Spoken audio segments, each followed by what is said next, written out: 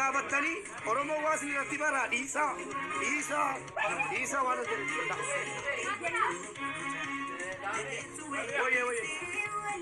dhiisaa shi namni waasni irratti bara qophiin jalqabee isatti qophaa'e haala baatedha irra hin jiraan makiin jirti roose siin nama asirratti barreessaa ture taa'e irratti godhaa ture warri moodii karaa warra amma barreeffamaan baa barreessitanii asirra keessan abaluu yoo jiraate malee bareedu abaluu yoo jiraate malee bareedu isin miti kan naa'imu uksuun billaahi bilookiidhaati abbaa barbaadde yoo taate maa abbaa koon ta'e moodii taraa hunda namarraa kaasaa mana kootti eenyuun nana jedhuwan kun tiktookii mubaarik dhageessanii Banna tachu waan namni haasa'uun barbaade nama naasisina nama walitti hin dirina ishi akkas abbaan seetti tole ta'a abbaan seetti tole hirima bilookna godhaati mana keessani ishi kaleessa maa hin jedhin akkas kana sirraa bal'aan kaleessa isaa wajjin loole amma fakkeenyaaf tookii jalatti maali boomoni kun waa biraatti keessanii hin galchina ishi لا حول ولا قوة إلا بالله لا حول ولا لا زلدي مني ناججو بربادو بين من نججوان من أقول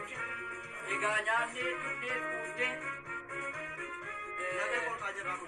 الجو كوي بركانا بو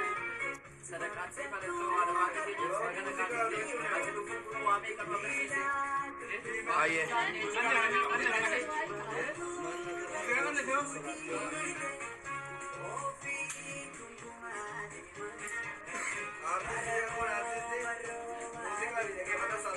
Commenting I talk to guys. Commenting I talk to guys. Commenting to me now.